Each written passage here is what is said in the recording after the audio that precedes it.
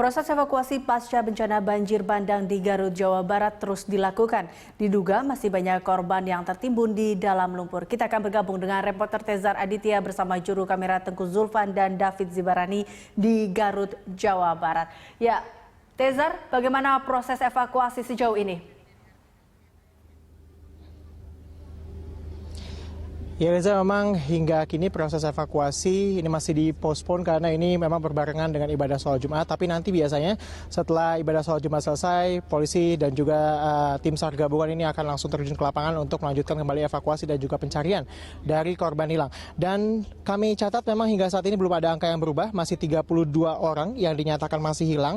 Dan hingga saat ini juga kami tadi mencoba mengkonfirmasi ke pihak DVI, ini selaku yang bertanggung jawab terhadap penemuan jenazah, Eliza. Memang hingga saat ini angkanya juga masih tetap 27 korban jenazah yang ditemukan dari berbagai titik, Eliza, karena memang jenazah ini ditemukan di beberapa titik fokus pencarian, dan memang pencarian juga difokuskan di beberapa titik, misalnya di sini di Cimacan, salah satu daerah terdampak, kemudian juga di Asrama Pasir Paris, maksud kami Asrama Lapang Paris, kemudian juga di sepanjang bantaran Sungai Cimanuk hingga ke daerah Wado 40 km begitu, Eliza. Dan selain memang fokus utama sebenarnya hari ini adalah di sepanjang bantaran Sungai, Eliza, karena banyaknya jenazah begitu yang ditemukan di bantaran sungai. Kemudian juga selain itu memang fokus lainnya adalah upaya untuk membersihkan puing-puing bangunan warga, karena seperti terlihat di belakang saya ini dulunya merupakan pemukiman warga yang memang bentuknya semi permanen. Kemudian ketika banjir bandang menyerang, Eliza, ini kemudian rumah mereka hancur dan menyisakan puing-puing rumah mereka, dan inilah kemudian yang akan disisir, dibersihkan lumpur-lumpurnya di sini, Eliza, hingga puluhan sentimeter, Eliza.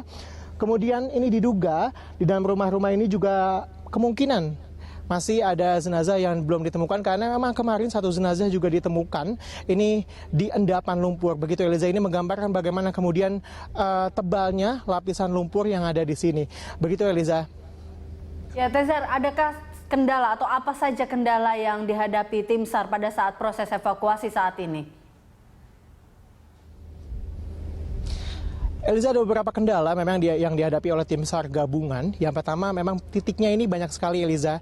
13 titik konsentrasi ada di daerah Cimacan, kemudian juga di daerah Asrama Lapang Paris, kemudian juga di sepanjang bantaran Sungai Cimanuk ini, Eliza, 40 km. Jarak yang sangat jauh begitu, Eliza.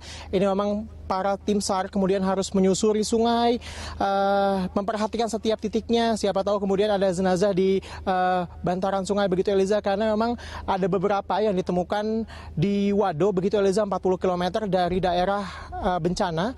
Dan ini juga agak cukup menyulitkan karena luasnya kemudian lokasi pencarian begitu, Eliza. Kemudian yang kedua adalah lumpur, Eliza. Ini endapan lumpur yang hingga saat ini masih cukup sulit, Eliza, karena memang dari kemarin ini hujan masih terus turun, kemudian juga lumpur dan juga tanah di sini kembali basah, dan ini juga menyebabkan kemudian lapisan lumpurnya menjadi basah dan memang agak cukup menyulitkan. Jadi para tim SAR ini harus kemudian mengeruk lumpurnya terlebih dahulu untuk memudahkan evakuasi dan juga pencarian. Dan selain itu memang evakuasi masih terus dilakukan selama 7 hari setelah kejadian. Kemudian jika dirasa belum maksimal, biasanya akan diperpanjang, Eliza. Kita harapkan bersama, Eliza, bahwa pada hari ini pencarian akan lebih maksimal daripada kemarin, Eliza. Karena jika kita lihat bahwa ini menyimpan sedikit traumatis bagi para warga yang terdampak. Ketika kami tadi ke pengungsian, Eliza, mereka menceritakan bagaimana suasana pada saat kejadian, kemudian juga bagaimana cara mereka menyelamatkan diri melalui atap-atap, dan bagaimana mereka melihat orang tua mereka, tetangga mereka terbawa arus bersama dengan rumah-rumah mereka. Ini memang trauma healing ini sangat penting menurut saya, Eliza, dilakukan bagi para korban terdampak banjir di Garut.